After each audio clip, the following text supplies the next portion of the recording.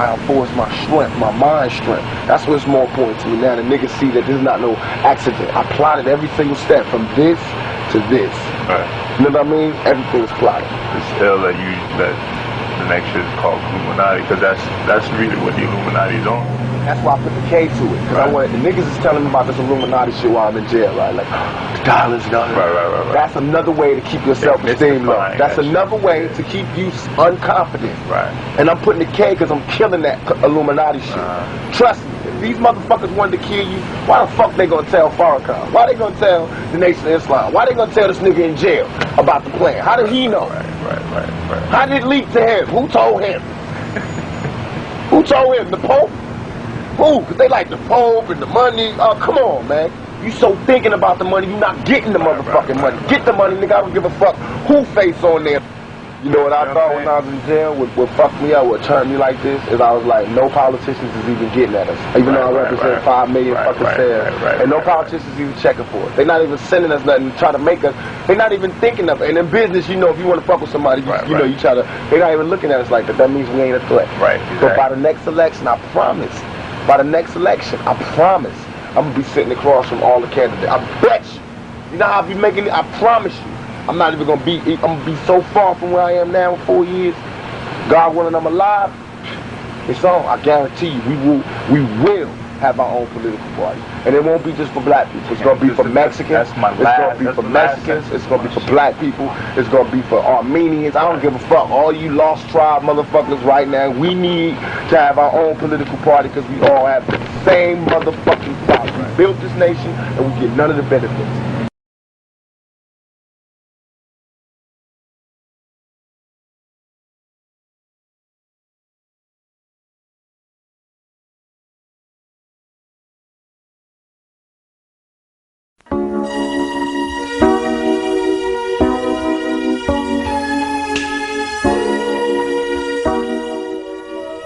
Tupac Shakur, breaking the oath.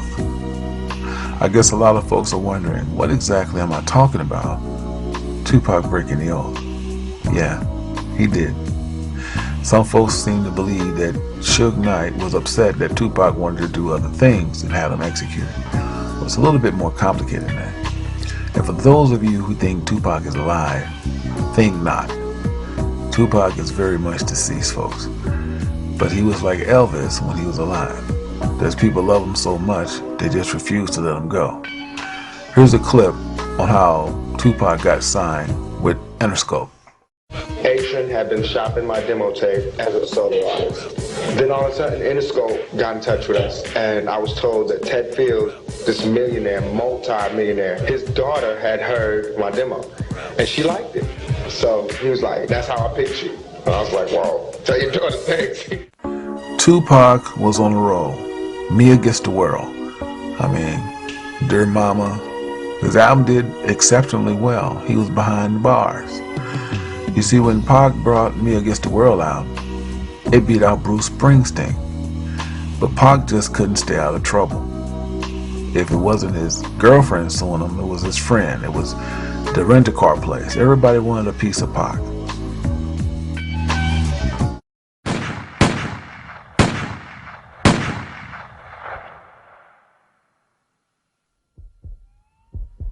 Central, I got a black male shot at 48 and 7.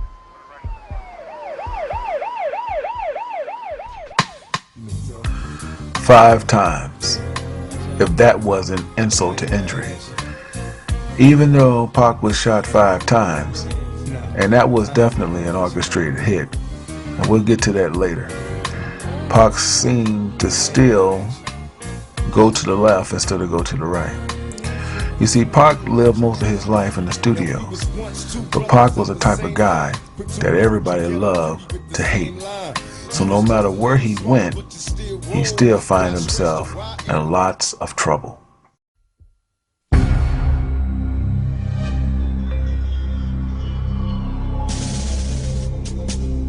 Where I was sent was a maximum security penitentiary.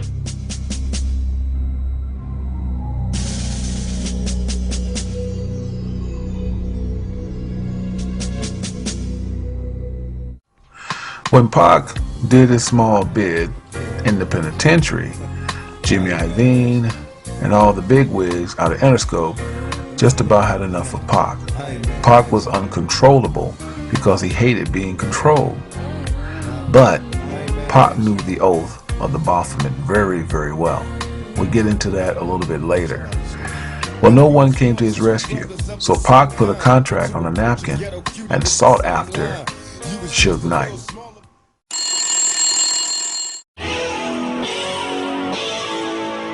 Rapper, actor, and sex abuse convict Tupac Shakur walked out of a New York jail last week, bailed out to the tune of $1.4 million by Suge Knight of Death Row Records, which has signed Shakur to a record deal. Tupac made the worst mistake of his life to team up with Suge Knight. Now don't get it twisted.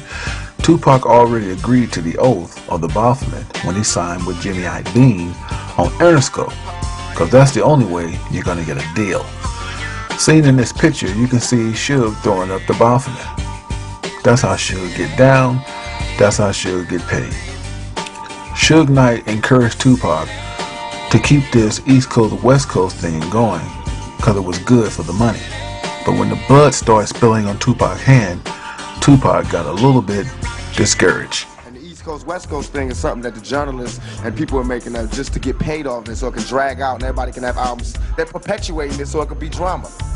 When it all go down, don't look at me and Biggie and be like, why is there a big East Coast West Coast war when you're shooting this to 300 homes, 300 countries, telling them about an East Coast West Coast war that they would never know exists. So that's where information becomes a problem. Take a close look at Snoop Dogg, because in days to come, Snoop know that something's going to happen to Tupac. And the East Coast West Coast thing is something that the journalists and people are making just to get paid off it so it can drag out and everybody can have albums. They're perpetuating it so it could be drama. When it all go down, don't look at me and Biggie and be like, why is there a big East Coast West Coast war when you're shooting this to 300 homes, 300 countries, telling them about an East Coast West Coast war that they would never know exists. So that's where information becomes a problem. Snoop knows Tupac's life is in danger days before his death. I want you guys to take a close look at this picture. Dr. Dre is a Mason, Baphomet, Snoop, Suge, but the picture was deliberately taken like a pyramid. Take a close look. This is a pyramid, and this is the back of a dollar. Now let's bring the picture back. You see, these guys are satanic, man. They know exactly what they were doing. That's how they get paid. Now, Suge had love for all those guys, but he had the most love for Tupac. So he didn't care if Dr. Dre left or Snoop Dogg. His main concern was Tupac. Yes, folks, I'm afraid to tell you, Tupac was a part of the Baphomet, as seen here with the hand gesture. And I know a lot of you are going to argue me down, but let's go back to another guy, Nelly. Nelly is seen giving up his hand gesture for the new Illuminati Baphomet. He is holding his sign downward. Tupac is holding his upward. Don't get it twisted. They both are the same. Nelly is holding his downward. Tupac is upward. Moving on. Suge had a look on his face that he knew something was getting ready to go down. There was no doubt that Suge Knight orchestrated the hit on Pac. Now I want to go back to the first hit that took place in New York with Biggie and Puff Daddy. The Tupac article had me pissed off, you know what I'm saying? Because first of all, he dissed my man, said my man turned his back on him, and I know for a fact that didn't happen, you know what I'm saying? And like the rumors that's spreading is on some tip like we set him up, you know what I'm saying? And that's crazy. Puff Biggie knew exactly who shot Pac. I want you to take a close look at Puff Daddy's reaction. He's guilty as hell. The Tupac article had me pissed off, you know what I'm saying? Because first of all, he dissed my man, said my man turned his back on him, and I know for a fact that didn't happen, you know what I'm saying? And like the rumors that's spreading is on some tip like we set him up. You know what I'm saying? And that's crazy.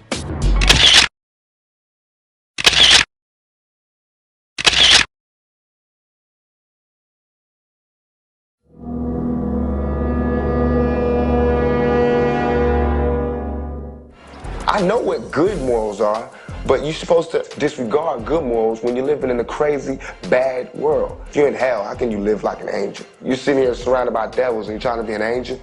That's like suicide. You notice in the statement Pac said, how can he be an angel surrounded by devils? Pac knew everyone that he was encountering with was a part of the Baphomet. Pac was also obsessed with death. That's why he had a bracelet made with the angel of death wrapped around his neck. And everyone knows what the angel of death represents.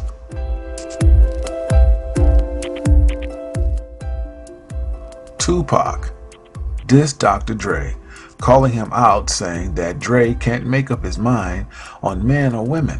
When Dre should be producing, he's upstairs sucking dick, eating pussy.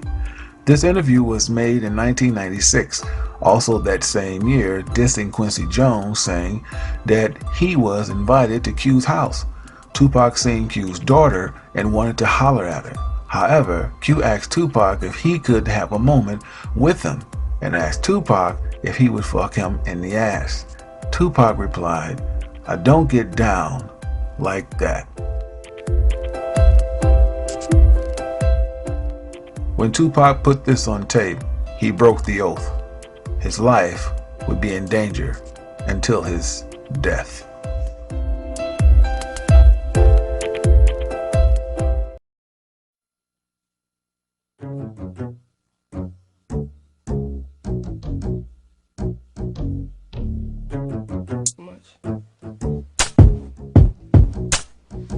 I would love you even if you had no ears to listen, had no vision. Because if love is blind, why do I keep having to change my prescription? Love you even if you didn't have no legs, cause you couldn't walk all over my heart. Where do I start from the beginning? I love you despite your bad breath. I'll just blow kisses and walk with my hand over my mouth before I have to leave you. Believe me, I love your dirty draws. I get nervous when I see you, you see me. My heart beats a little differently, my stomach not butterflies, just flies. Normally, when Tupac talks, he talks with a lot of character.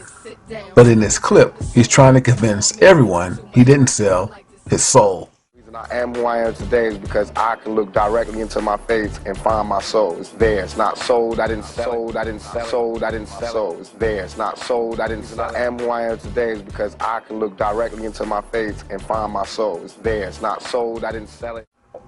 In 1996, things started to get really ugly for Pac.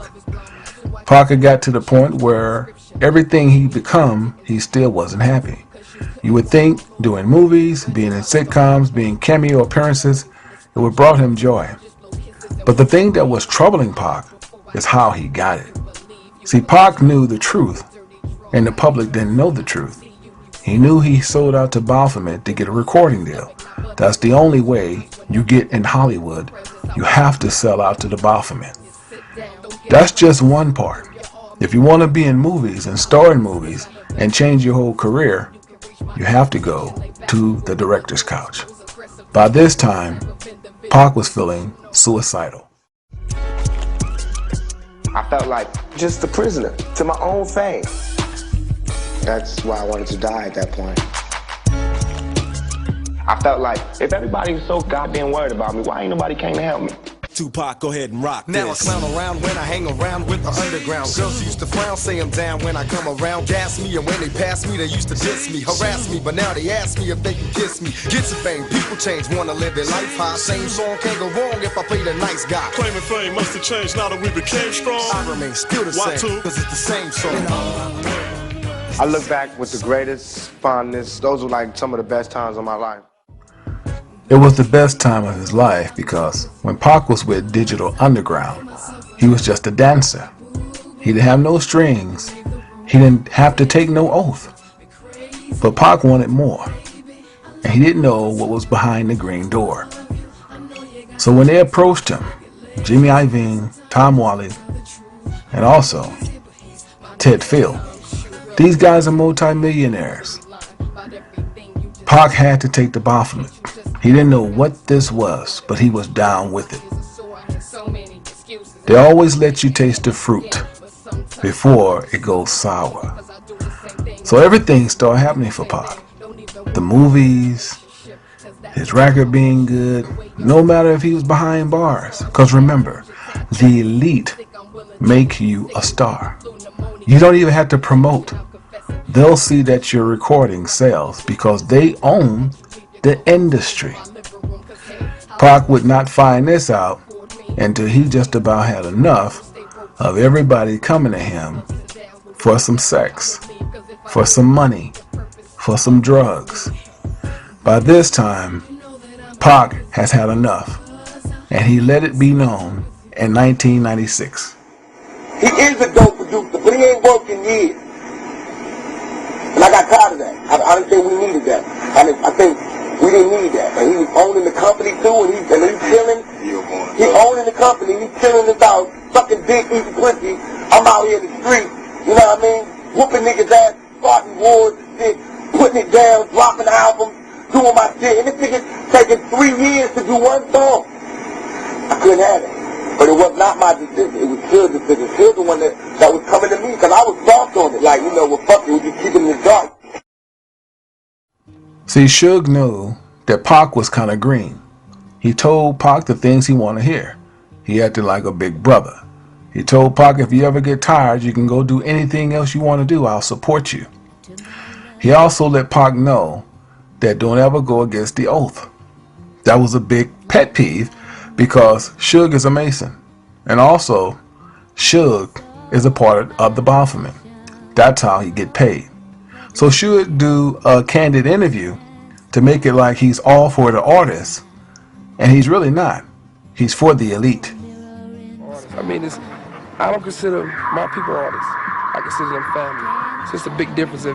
If they decided to turn in rapping or singing, they still be my homeboys. We still travel together. If they need something, because mine will still be there. It's still the same thing. It's not no situation where I'm dealing with them strictly for business because they good. Because they don't go like that. You gotta have a more, respect for your people. Plus, we got a Death Row East going on. Crusher, you heard about that? Yeah, tell me about that. Well, hello. Damu! Damu! Sit! I used to rule the world.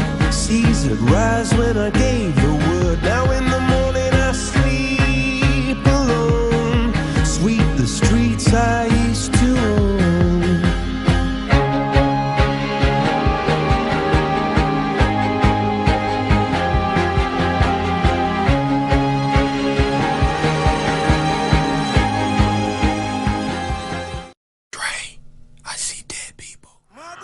There was a time when Suge was on top of the world.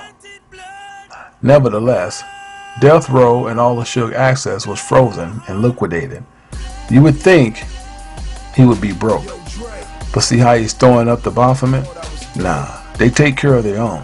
Especially after organizing the success hit on Pac. So he might be without Death Row, but he's not broke. Suge enjoyed the idea of the rivalry in East Coast, West Coast. That's why he was so candid to talk about it on film.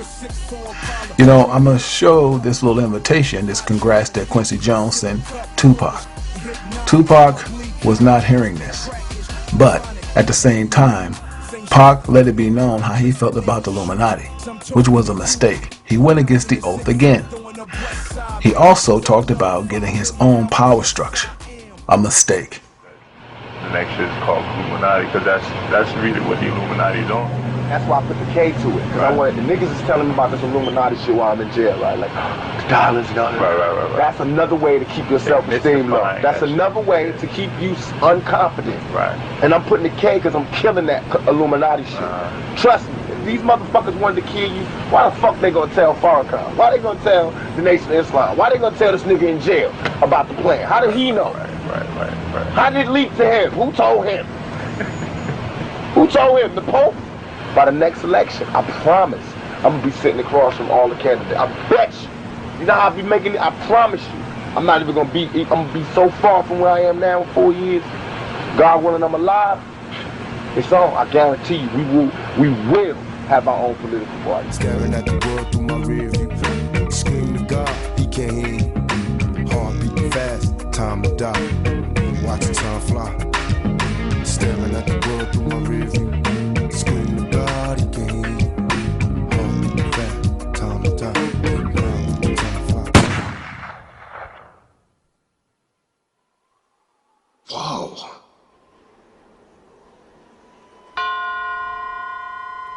Just after the Mike Tyson-Bruce Seldon fight, Shakur, along with record company executive Marion Suge Knight, headed for a nightclub. But while stopping at this intersection, a car with 4 people pulled up and opened fire on Shakur and Knight. Tupac Shakur was shot several times in the chest.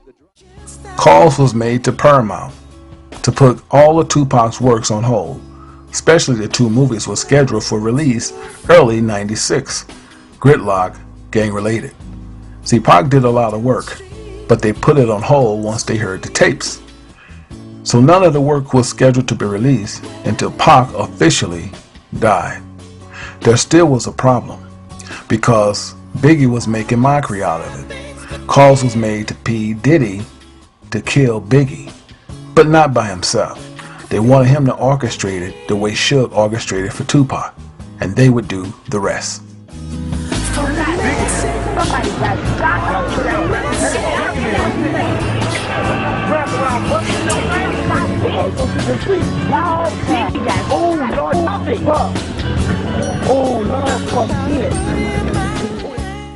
Tupac was not killed over disputes about wanting out of Death Row Records. Tupac was killed because he broke the Illuminati oath. Shalom. Glad to be here. Thanks for having me. Najee, thanks for having me. And Jared, thanks for giving me my first interview on WPFW a while back. I spent about 15 years working on this project. Started this project in December of 1994 when I was writing a political novel using a character based on the Shakurs. Based on Black Panther, and the Shakurs were the leading Black Panthers. And I saw that Tupac was shot in a recording studio lobby, and the Washington Post had another strange twist. The same cops that arrived at that scene were the first to arrive at his sexual assault scene a year earlier.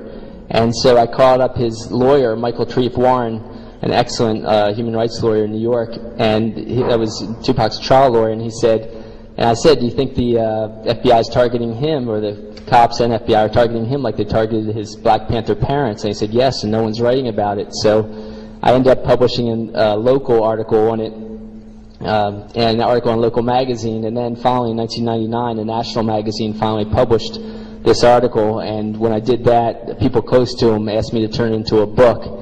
So I spent off and on that much time researching all the information you're going to see here.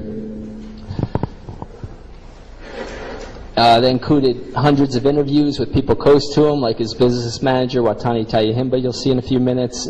Again, his trial lawyer, Michael Warren, people of that nature. I did a Freedom of Information Act request, and they told me, incidentally, they weren't supposed to, but they told me there was over 4,000 pages in Tupac's FBI file, and paid for those pages, but they only sent me 99 of them for, they said, for national security reasons. Okay, just for the sake of legitimacy, Fred Hampton Jr. contributed an afterword to the book. Pam Africa, head of the Free Mumia campaign, contributed a foreword to the book, which Mumia contributed a few words to, and then also an essay at the end of her foreword. This is just a copy of part of the letter I got from the Department of Justice about the money paid for the 4,000 pages to be copied. This is Watani Tayahimba, Tupac's longtime business manager, who was a former Los Angeles-based Black Panther, and then was a co-founding leader of the New African Peoples Organization, and he was a longtime family friend and mentor of Afeni and Tupac Shakur. This is Fred Hampton Jr., and again, I'm sorry, it looks like I'm having problems with these things. I'm having problems with technology, and these are going out of order, but I'm going to just talk about them anyway, each slide. This is Fred Hampton Jr.'s group, the Prisoners of Conscience Committee. They attacked Tupac partly because he was the son of a black leader. Afeni Shakur was a one-time head of the Harlem Black Panthers. Fred Hampton, you may know, was head of the Chicago Black Panthers. His son became a national socialist leader of the Uhuru group, and of course they attacked him. He ended up in jail for years on a frame-up. When he got out of jail, he started a new group, the Prisoners of Conscience Committee. I'm going to have to try to fast forward a little because things are out of order. But this is a picture of H. Rap Brown. He was a member of the Student Nonviolent Coordinating Committee, an honorary Black Panther, and of course the FBI's COINTELPRO, counterintelligence program, set him up against Huey Newton. They set up most of the Black Panther leaders against each other. And this is a book by Huey Newton called War Against the Panthers, which documents a lot of the tactics the FBI used against the Panthers. This is Mumia Abu-Jamal. I have a section of the book on Mumia.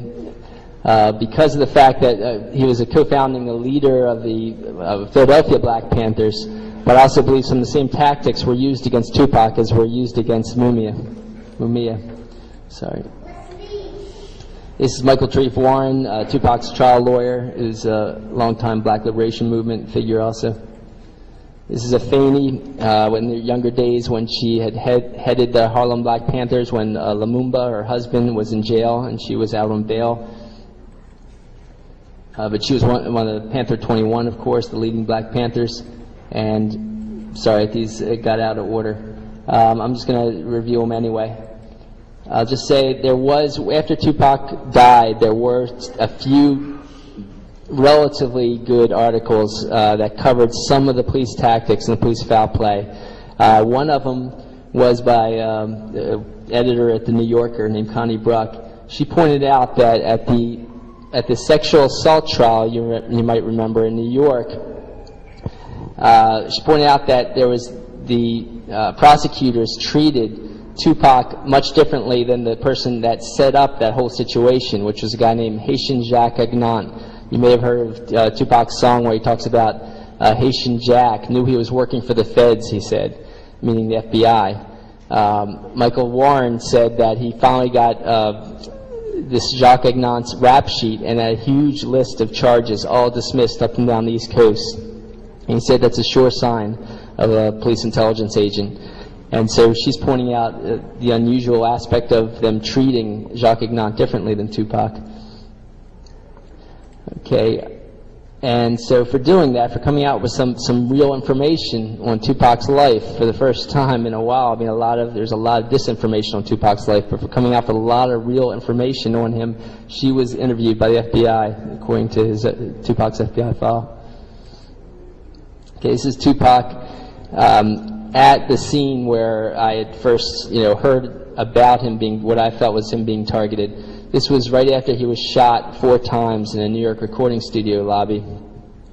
I've got an affidavit in here, and I don't know if I'm going to be able to bring it up, but it's in my DVD based on the book, that says he was shot 4 times. 2 times went, 2 bullets went through the back of his skull and out the front of his skull, okay? And he didn't die. It was a miracle that he didn't die. But this was obviously an assassination attempt, okay?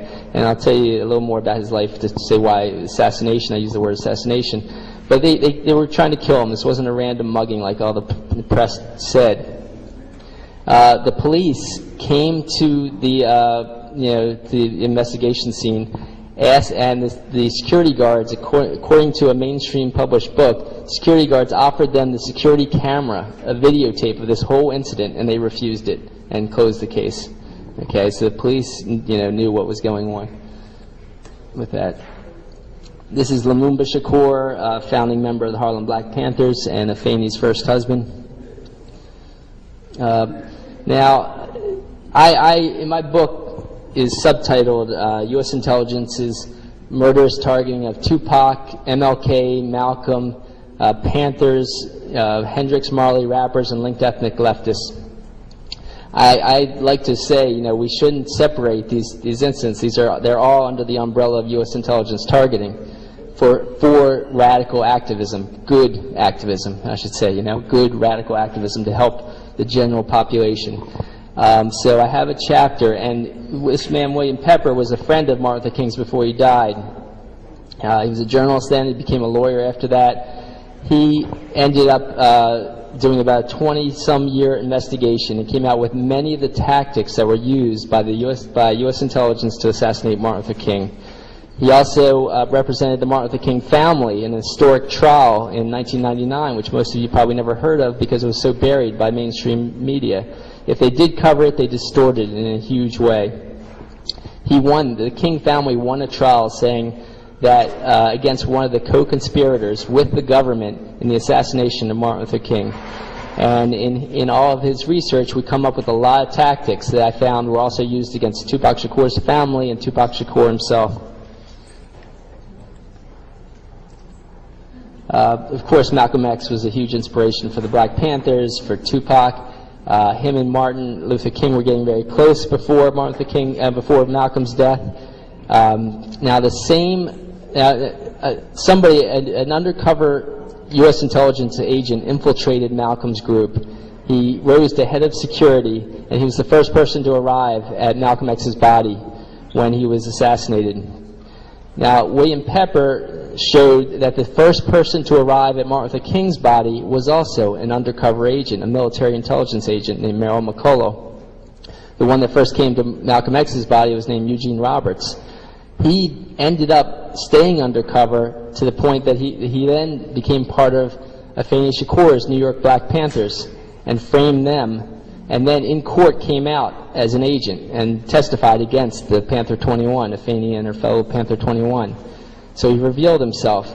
Merrill McCullough never revealed himself, but right after Martin Luther King's assassination, where they have a picture of him at his body, the first person at his body to check on life signs to make sure the assassination worked, he got promoted to the CIA after that incident, after the assassination of Martin Luther King himself.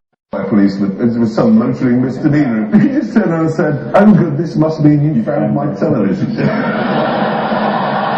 tell you what, if I was a policemanist and my chief Freemason came into the office one morning and said, I mean chief constable. Okay, we know some of this from whistleblowers. We know some of what happens with the CIA and the FBI from whistleblowers, like Victor Marchetti, the highest level whistleblower in the 1970s. And I'll just say, I'm going to go back. Well, I'm going to touch on this in a minute. Victor Marchetti said the huge majority of CIA leaders were from the super rich white Anglo-Saxon Protestant families. They were heavily bigoted, heavily bigoted. Another woman named Frances Stoner Saunders wrote a book called The Cultural Cold War about the founders of the CIA, all from the super rich family, the Rockefellers, you know, the Mellons, the Harrimans, you recognize a lot of the names, you know, J.P. Morgan, etc. They were incredibly bigoted. Of course, they were incredibly racist, but they were also bigoted against all ethnic groups. For example, right after World War II, they saved these Nazis. They saved the Bush administration today. You know, this current Bush administration even admitted that they saved over 100 Nazis. But professors like Peter Dale Scott of University of California, Berkeley, wrote an article with these pictures in it that said they saved thousands of Nazis, spread them all over the world, and had them do U.S. intelligence and British intelligence bidding. A large portion of these Nazis were actually sent throughout Latin America. And this man, Walter Rolfe, worked for the dictator of Chile, Pinochet, and he had previously invented the gas chamber during Nazi Germany. And it says under there, of course, he worked, the operations, the CIA operations were called Operation Sunshine and had a number of Operation Paperclip for scientists, etc. So this just says that he worked for Alan Dulles, a former CIA director. Okay, here's Bobby Seale and Huey Newton when they started the Black Panther Party for Self-Defense. And, just to make sure for people that don't realize, they had a 10-point platform doing incredible things for their community. First, of course, they had the guns to protect themselves from police brutality. They weren't, as some accounts say, to attack police. They were to protect themselves. There was rampant police brutality. They also had free breakfast programs for poor children. They had free health programs. They had free education, political education programs, housing programs, etc. They had a newspaper, of course, to educate the community. This is Sekou Odinga. I'm sorry, the picture's a little blurred. He was a good friend of Lumumba Shakur's and was assigned as, him and Lumumba were also part of Malcolm X's group right before Malcolm X was assassinated. Lumumba Shakur's father was Saluddin Abba Shakur, and he was a close associate of Malcolm X's, okay, before Malcolm X was assassinated.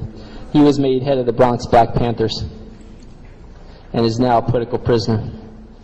There's Kathleen Cleaver and Eldridge Cleaver. Eldridge Cleaver was Minister of Information. He was, a famous author, had a best-selling author, Soul on Ice, and then was made Minister of Information for the National Black Panther Party. Kathleen Cleaver was a spokeswoman for the Black Panther Party nationally, and is now a law professor trying to get good words out on the Panthers. This is a CIA document. I've got hundreds of these CIA documents that different good Black Panthers have given me to help with this project. This one just happens to talk about Harry Belafonte. Harry Belafonte was a major funder of Martin Luther King and other black activists. And so they watched him closely, and they put an undercover agent as they inserted him as his manager. He pretended to be a top civil rights activist, and it was a white guy who just got famous for his hardcore activism. He became his agent, but when Belafonte realized that he was sabotaging his career and his activism, he fired him. Okay. All right. We're having problems with the with this, so I'm going to exit and see if I can't find a few more files for you. I'm sorry that some of these. Okay, some of these. All right, I'm going to give you a little more here. Here's a picture of Geronimo Pratt with young Tupac, and there's Afeni Shakur in the upper left-hand corner, and in the lower left-hand corner is Sekou Shakur. And now Geronimo Pratt was in jail at this time. He was head of the Los Angeles Black Panthers, and was framed by a guy named Richard Held, who I'm going to hopefully get to in a few minutes. But he was Tupac Shakur's godfather.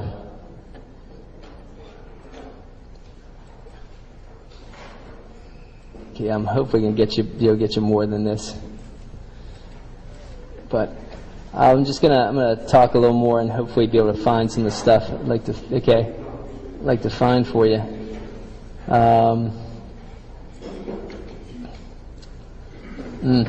Sorry guys, technological problems for sure. Yeah, okay. So I'm going to look for them and talk at the same time because the information is more important than the pictures, I think. I'll just say, so let me give you a new version of Tupac's history. Before he died, okay, an East-West Panther War was created by the FBI. The FBI sent fake letters, had undercover agents pitting Panther leaders against each other. The biggest, and it turned out, I mean, the media hyped it as an East Coast versus West Coast Panther War, according to Kathleen Cleaver. They pitted Afeni's New York Black Panthers against the California-based Huey Newton's California-based Panthers. Okay, they ended up aligning New York's Panthers with Eldridge Cleaver, who they attempted to assassinate with a fuselage of bullets. They just, they tried to kill him. He ended up going to Algeria with Kathleen, started a Panther in Exile group there, and then they pitted him and Newton against each other. Okay, and if it's East-West versus, East versus West Panther War sounds familiar, of course it should. They use the same tactics for the East Coast versus West Coast rap war. I found the same anonymous letters coming to Tupac in jail, strangers telling Tupac, you don't know who shot you? Of course, it was Biggie, your friend, Biggie, that set you up for a shooting. Okay, and how could they do that against Tupac in jail? Tupac is brilliant, I'll tell you how brilliant he was, because they were torturing him in jail, but I'll get into that in a minute too. So we found a lot of the same tactics used against the Panthers. So Afeni Shakur represents herself in court. She's credited for getting all the Panther 21 off in court. She gets out of jail. Her and Lumumba end up divorcing, but she ends up moving in with Lumumba's adopted brother, Matulu Shakur, who was a co-founding leader of the Republic of New Africa, which was a huge national group, a very highly respected national group of activists. And he was also doing acupuncture, and he was head of the Lincoln Detox in the Bronx, where I happened to study acupuncture myself, of course, long after him. but he was highly respected. He was doing great work for addictions in the Bronx, and he was doing such good work, the city decided to close his detox down, his clinic down, and because he was also doing political education. He was doing political education with a number of different activists from the Students for Democratic Society, Puerto Rican independence activists. He had like a rainbow group of activists doing great work in Lincoln Detox. When they closed Lincoln Detox down, some activists decided to appropriate, they call it expropriate money by robbing banks. Now, Mutulu ended up going to jail for one of these bank robberies. There was no, he actually wasn't even charged with the actual committing of the robbery. He was charged with conspiring to commit the robbery. There was no physical evidence that he even conspired to commit the robbery, okay? But conspiring is usually how they get activists or they get anyone they want a charge, by saying you were loosely involved, you knew of it in some way, shape, or form. So they ended up, putting loads and loads of people in jail for conspiring to commit the crime. It turns out their top witness was the guy who actually shot a bank truck driver. Their top witness. That witness was found to be an informant. An informant is usually someone who's been paid by the FBI. Someone being paid by the FBI, we really should call an agent, not an informant. So this undercover agent is the one that actually did the murder that Mutulu ended up going to jail for. This guy got 6 years for that murder. It got out in 6 months. Mutulu got 40 years for conspiring to be involved in that situation. Okay, and Sekou Odinga was a co-founding member of the Black Liberation Army with Zaid Shakur, Mutulu's brother. Also, Zaid ended up getting killed with Assad Shakur, but he had founded the Black Liberation Army. But Sekou Odinga ended up going to jail for that incident. Okay, I'm just going to move up a little bit here. Now, Tupac grew up with Mutulu as one of his top mentors. Geronimo Pratt was in jail on a frame-up, but was another of his top mentors. And that's why, of course, Anafemi, his mom, was a top mentor, and that's why he had such a revolutionary mindset. He was asked by a priest when he was 13 years old, what do you want to be when you grow up? And he said, a revolutionary. And I think he never lost that mindset. He just changed his tactics. By the time he was 17, he was incredibly precocious, for one thing. Professor Michael Eric Dyson said that he had read hundreds and hundreds of PhD-level books before he got out of his teen years. He would take Shakespeare plays, rewrite them, and produce them and star in them, in California. And he was also incredibly well respected to the point that he was the youngest ever elected chair of the New African Panthers, which was the young adult group of the New African People's Organization. It was active in 8 cities nationwide. And it was about the same ages as many of the original Black Panthers when they started the Black Panthers across the country. So it was a very serious group that he was running, activist group that he was running. So he was already a black activist leader, national black activist leader, before he broke into rap at the ages of 17 and 18 years old. And he was very serious. He was the top newspaper salesman for the group in California. Panther Power was a newspaper insert that he created. So after he got to out of, I'm going to expand this, I guess, maybe that will help. Yeah, that makes me lose the side. Is there a way, Najee, is there a way to get this? There we go. 1 second, guys. So after he got out of the Panthers, he broke into rap with Digital Underground. Digital Underground invited him for a tour. And he decided to leave his Panther leadership to do that because he thought maybe he could have a bigger mouthpiece and more influence as a rapper. Digital Underground had already made it big by that point. And then, of course, he broke out with his first solo CD. Now, this was the first assassination attempt, I believe. Within days, several days of his MTV worldwide release of Trapped, of the song Trapped on his first album, Tupacalypse Now, police stopped him for jaywalking. They then proceeded to pound his head against the curb and choke him unconscious, according to legal documents I have in here. I found 2 articles that noted that when police had someone in custody that way, it resulted in the victim's death, okay, choking them unconscious and pounding their head against the curb repeatedly. So I think that was the first assassination attempt, partly because of the timing, partly because it happened in the San Francisco Bay Area. Now, in the San Francisco Bay Area, there was a man named Richard Held who was head of the FBI office. Richard Held had framed Tupac's godfather, Geronimo Pratt. He had also played a crucial part in creating the East Coast versus West Coast Panther War. Huey Newton ended up getting into the same jail as Pratt in the late 1980s, okay? Tupac was head of the New African Panthers at that time. He said he was consulting with Pratt and Huey Newton on his Panther leadership. Huey Newton actually was split from Pratt by the East Coast versus West Coast Panther War. In prison, they decided to come together and end the East Coast versus West Coast split, and they started working together. And in August, which is an important date, in August of 1988, Huey Newton held a press conference. He was released from jail, and instead he said, "I'm not leaving jail until they release Geronimo Pratt." And a lot of press covered it. I got the newspapers in that area that covered this. Exactly 1 year later, he was assassinated. Huey Newton was assassinated. I got the articles that cover that assassination, and they say, and the press often reported it as a botched drug deal, but eyewitnesses say that he was shot once to put him on the ground and twice in the head, which is a known U.S. intelligence assassination, way of killing someone. A lot of other evidence show that Richard Held, the FBI agent in charge, orchestrated it and then tried to cover it up. Okay, and that 1 year anniversary timing I found was also used.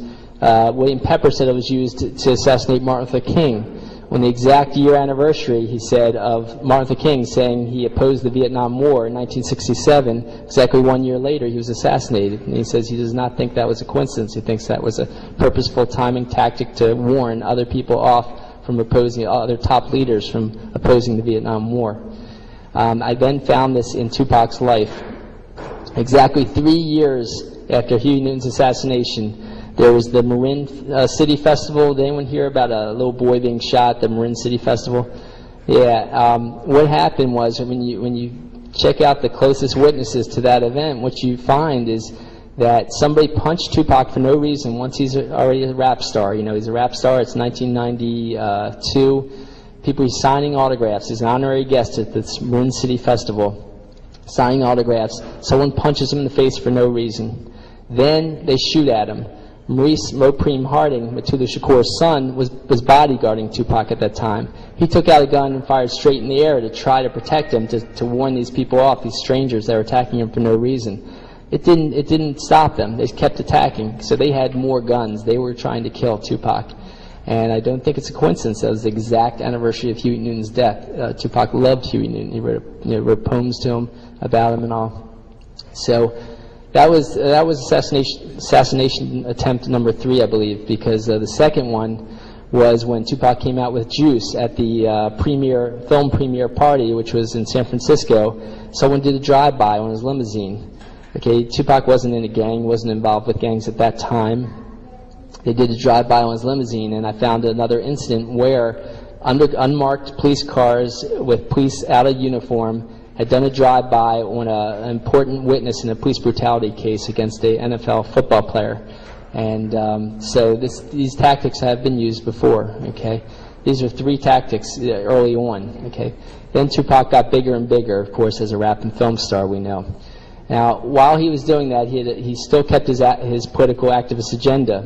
He had Watani Tayahimba become his business manager, and Watani was one of the leaders of the New African People's Organization. Chokwe Lumumba was his national lawyer. He was head of the New African People's Organization. Tupac had developed a plan called the Thug Life Movement with Mutulu Shakur, who was in prison still. But that plan was to further a movement already started by former Panthers who were getting the Bloods and Crips gangs to call a peace truce and stop fighting each other and to fight racism and to fight capitalism in general, because a number of them were turning socialist and were working as left-wing activists, to the point that one Crip leader spoke to a socialist black group in England called Panther. So, and we also know that Monster Cody Scott had turned into a Marxist. His best-selling book talked about his Marxist conversion, and he changed his name to Sonika Shakur out of tribute to the Shakurs before Tupac died.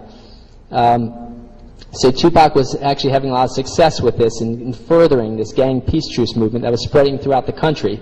He was present at gang peace truce picnics. It spread across the country to the point that even the Latin Kings, New York's largest gang of Latinos, was converted to activism based on this peace truce movement. And so for that, he was a danger. He was a threat to U.S. intelligence, of course, and the super rich. So what happened next was he was in Atlanta, and you might have heard that he shot some cops. If you read the details, if you read the local papers, if you talk to his lawyer, which I did, I talked to his lawyer who talked to many witnesses, both white and black witnesses said that it looked like a gang of white people attacked Tupac's car. Top witnesses said, I talked to Watani Taihimba, said, gave me details too. Tupac's cousin was in the convoy, gave me details. Basically, a cop took his gun, smashed Tupac's window, and shot at him. Okay, and he was supposedly an off-duty cop. Of course, he wasn't in uniform. It was found that that gun was stolen from an evidence locker. They call that a throwaway gun. Gun you commit a murder and then you throw it away, so you can't be traced to it. So that kid ended up coming out in the paper. So how did a black man get off of shooting two white cops several times in Atlanta? So Tupac got off completely. He got off completely because it was a botched assassination attempt, I believe. And they didn't want to reveal that, okay? So Tupac really just dodged a bullet, ran back, grabbed the security guard's gun, and shot back at him because they started to run with their gun pointed back, still pointing at Tupac. So after that, we have another assassination attempt that occurred, but at first it was a frame-up attempt. Haitian Jack, Jacques Agnant, had entered Tupac's life when he was filming in New York on the Above the Rim film set. Tupac said all of his money was going to his Black Panther extended family. It was also going to his lawyers because they were using what we call the harassment arrest strategy that they used against the Panthers. They were using, I believe, against Tupac. Constant arrests on public, smoking weed in public. Like they said in a hotel lobby, which is an absurd thing. Tupac was way too smart to do that, I believe. For slapping a woman, asking for his autograph, all kinds of ridiculous charges they were bringing up against him. It was constant money to lawyers, constant money to get out of jail. He was also supporting a huge amount of activists in his life, too. So this guy with tons of money, Haitian Jack, is supposed to be a music promoter, enters his life, loads him with clothes and jewelry, and ends up introducing him to a woman in a dance club who gives him a blowjob on the dance floor. Admittedly, two witnesses and all have said they saw him. She admitted in court kissing his penis on the dance floor. They have consensual sex that night, and then several nights later, she charges Tupac and Haitian Jack, Jacques Agnant, with forced sodomy, and a number of other charges were brought, against Tupac. Now, of course, there's loads of horrible brutality against women and rape out there, but this looked like a setup. Haitian Jack set the whole thing up, and Tupac ended up finding all that out. Now, Tupac ended up, if you look at the court documents, which I have in the DVD and the book, you'll see that the only count that Tupac was found guilty of was touching the woman's butt against her will. It was constantly misrepeated as either rape or even sexual assault, which you don't know what exactly that means. It was touching a woman's butt against her will when both parties agreed they had consensual sex, okay? And then it said assisting the touching of her butt against her will. Okay, he was found not guilty of sodomy, not guilty of assisting sodomy, not guilty of attempted sodomy, not guilty of all other charges. For that one charge of touching the woman's butt against her will and assisting Haitian Jack of touching her butt against will, he got 1.5 to 4.5 years in a maximum security prison. What did Haitian Jack get? 2 misdemeanors, practically traffic tickets, okay? If you don't go to prison, there's only a few things, you got to be working with the police. So he ends up in prison, and then they transferred him from Rikers in New York City all the way up to Dannemora, New York, Clinton Correctional Facility. And why'd they do that? Because they wanted to use penal coercion tactics, I believe.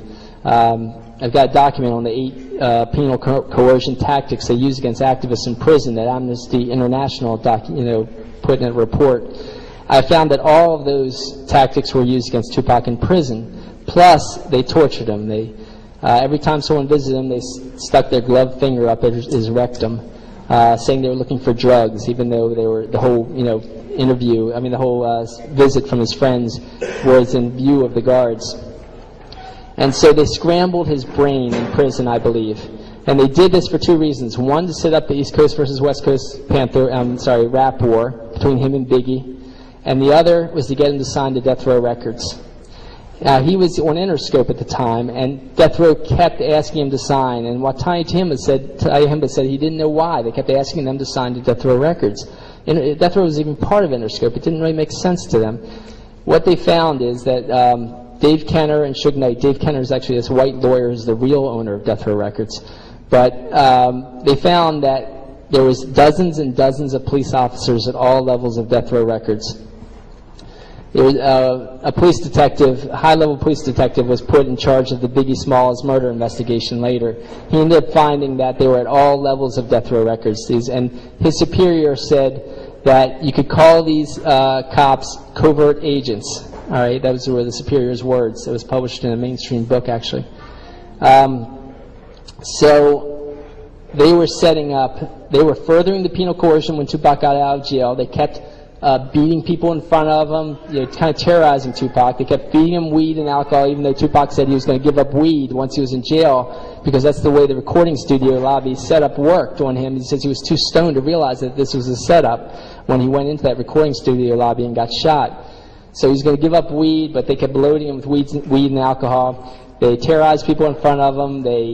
He came out with his most negative lyrics, right after jail, as you know, as anyone who's heard his stuff after jail.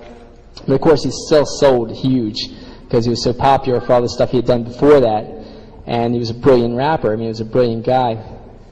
So once he was with Death Row, he had signed a contract for 3 CDs, and then he was done.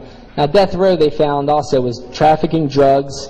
They were employing Bloods and Crips, who they would set up for, instigate fights between, to the point of a Blood killed a Crip at a public concert, and nobody was arrested for it. Witnesses gave reports to cops, no one was arrested. Death Row terrorized basically the whole rap community. They went around the country terrorizing political rap conventions, like the one Tupac had been asked to speak at twice and then was arrested before he could speak sometimes.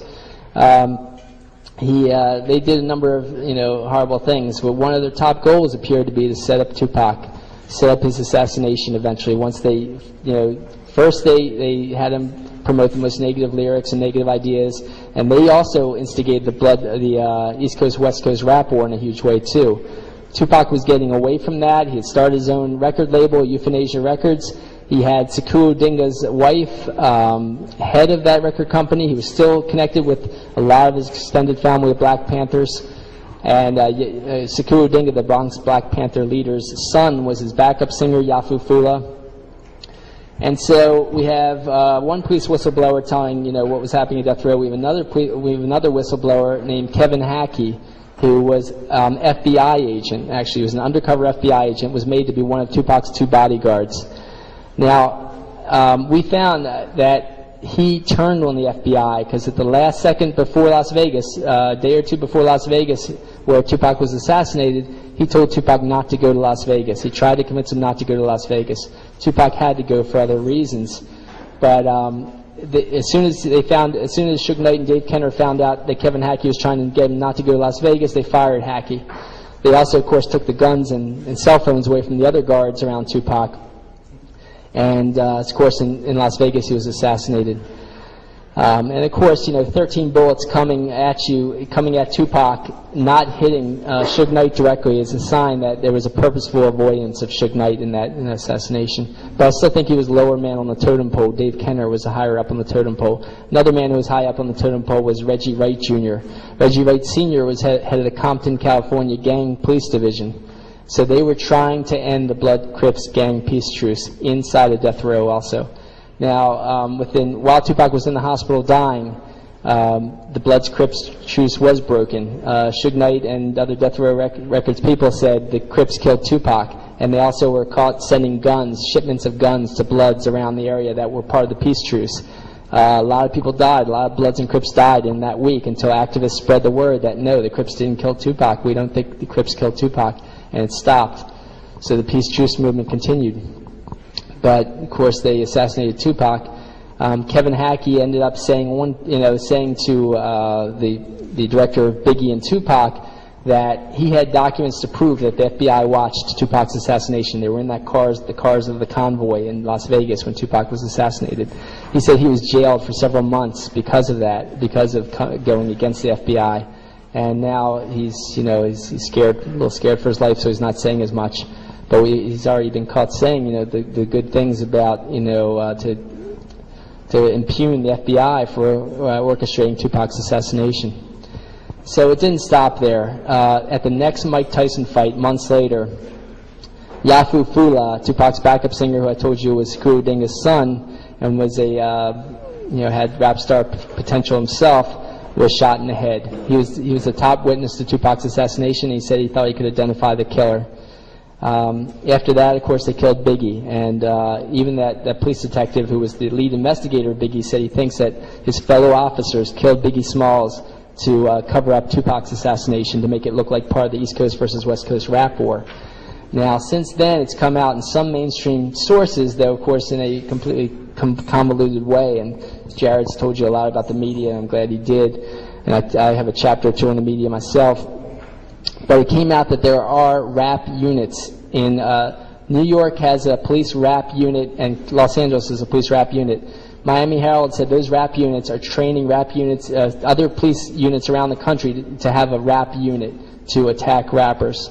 So they are attacking political rappers. I think they're using the harassment arrest strategy, and I show evidence of that. I think they are trying to kill other rappers, show evidence of that.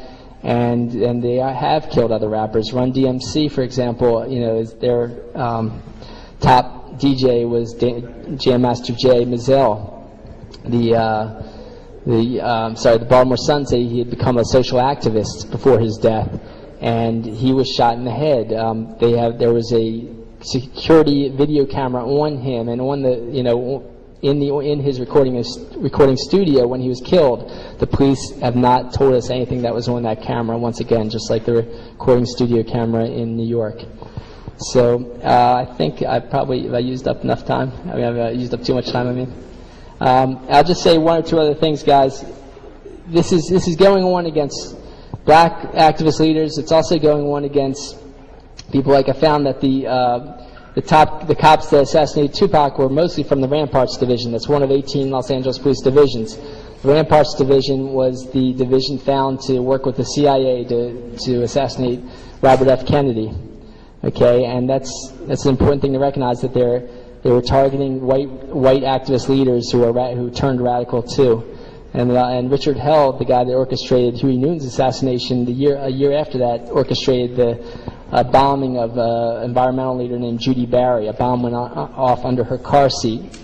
She survived and died 6 years later, but he ended up being found, so guilty of that, of orchestrating that incident, that he had to retire early to get out of a major lawsuit she had, where she wound up winning millions of dollars against him and against the government for that incident.